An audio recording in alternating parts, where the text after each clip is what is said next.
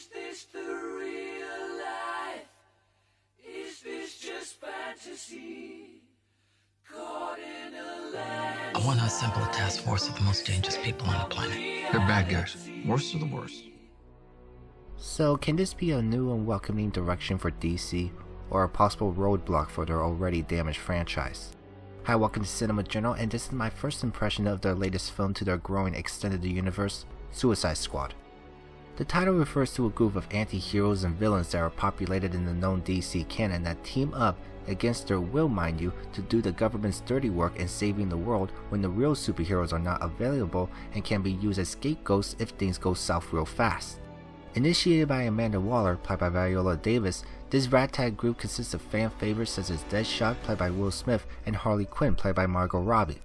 Rounding out the team are Captain Boomerang, played by Jai Courtney, El Diablo, played by Jay Hernandez, Katana, played by Karen Fukuhara, and Killer Croc, played by Adewale Akinole Agbaji. Led by Special Forces Colonel Rick Flag, played by Joel Kinnaman, the team is assembled to save the world from a supernatural force known as the Enchantress, a witch from a bygone era that has taken over the body of Dr. June Moon, played by Cara Delevingne. Wow, that is a lot of characters for me to introduce here. I hope I didn't forget anybody. For the last year, this film has been on everybody's radar with a teaser released back in July of 2015 for YouTube. Then since the beginning of this year, 3 trailers came out and they have received mostly positive reactions from a lot of people, including yours truly. I was pretty excited to see it as it looks like it could be a lot of fun. Of course, the contrasting tones of those two made me wonder what kind of movie is this supposed to be. Is it supposed to be somber like The Dark Knight or a lot of mischief fun like Deadpool? Well, either way, I definitely want to see this. I mean, come on, you have a team of baddies that are psychopaths and monsters that will fight without rules or conscience. How could this not be a fun experience? Well, in many ways, as I found out. I was already hinted at the negative reviews that this has gotten before the film was released, but I never delved myself into it as I want to watch the movie as blindly as I can without hearing any opinions about it. When I went to go see it, there was a couple that purchased their tickets before me, and the woman was freaking out about what if the movie is going to be as bad as everybody has been saying it is. I thought about telling her that she shouldn't be thinking about if the movie is going to suck or not before she even watched it because it is not fair to the movie, but I figured she didn't want to hear some random stranger telling her to stop. I get it, we want something to be actually good, but it should ultimately be up to you that gets to decide if it is good or bad for yourself. And while I've lost much of my excitement for it over time, I was still rooting for the film and hope that it will be as awesome as I think it can be. Now, as I've said, this is supposed to be an extension of the growing DC universe, much like how Marvel is doing with its superhero films. This movie makes it clear in the beginning that this is a continuation of Batman vs Superman Dawn of Justice, but acts as if it's his own movie at the same time because the tone and look of it is so different. Which, in my opinion, I think that is not the right way to go about it. I believe that this should have been a standalone movie, separated from the Justice League franchise that they got going on right now, and just let it be its own thing. I mean, what do they hope to do with these characters after this point? Are we going to see them make some sort of cameo in the upcoming Justice League films in the future?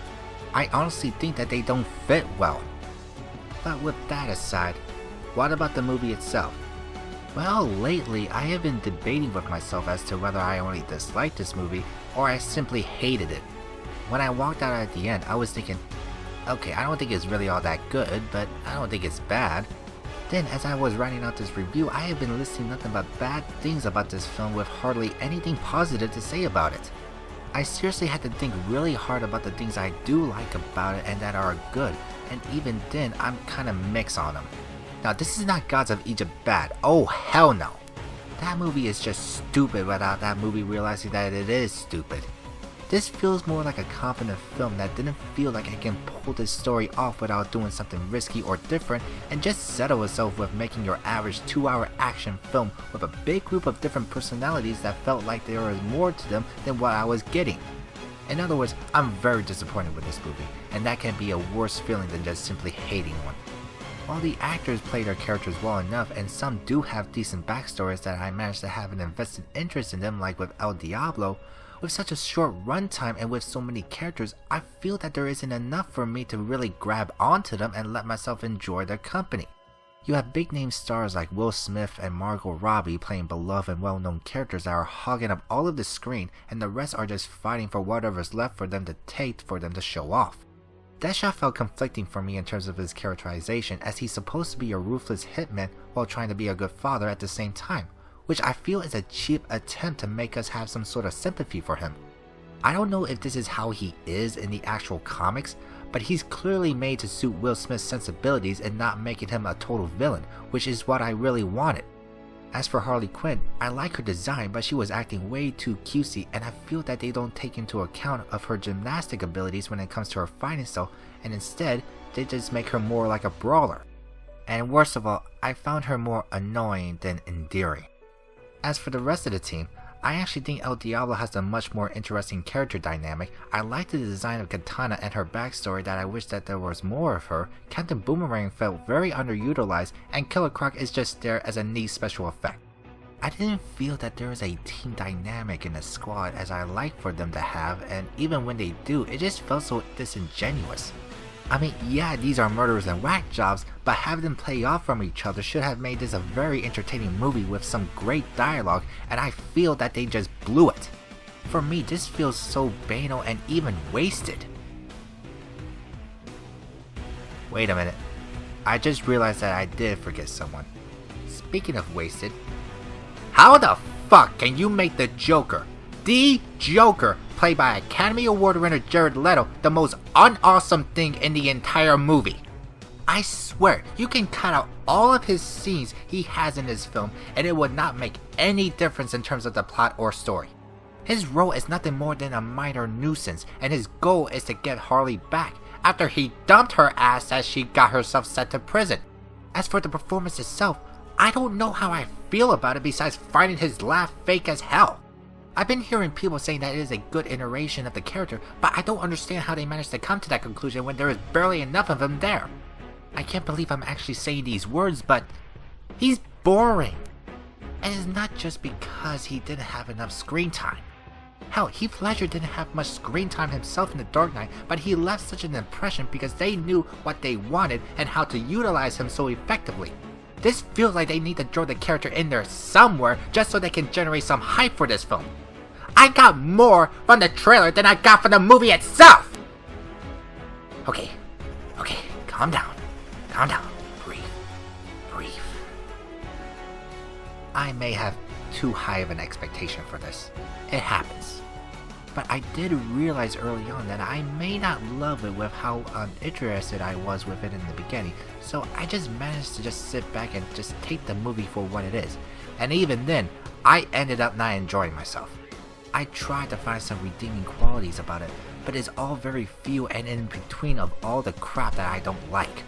The action is all shot in dark and closed-off environments that I had a hard time following what was happening half the time, and it's not really that exciting to watch as it felt standard in its execution.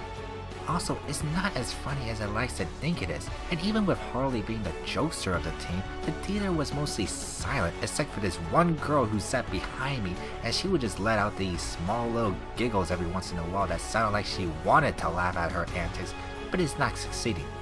And the way that they use recognizable songs for so many of the scenes is absolutely obnoxious. I nearly lost it when they were playing Eminem's Without Me, and it was like getting knocked out of the movie with a sledgehammer. It was so bad. So, yeah, I can't really say that I recommend this because I feel that it has nothing to offer but the usual flair of a regular action movie that it doesn't distinguish itself from. This is a very bland and unimpressive movie that should have been more than what is offered here. And I've been hearing that a lot of scenes was cut for its theatrical release, and with the bad word of mouth it's been getting lately, if they decide to pull the same shit like they did with Batman vs Superman by releasing a deluxe edition of the movie for DVD and Blu-ray, I will be ready to call it quits with this universe. But the only reason why I'm still holding on to this is because I had just watched the Wonder Woman trailer for the very first time, and I actually think that that one just might work. I really hope that it does.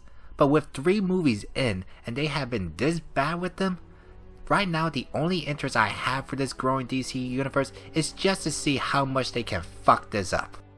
Well, here's to hoping that they can save themselves from destruction, because I'm gonna be coming along for the ride, whether I like it or not.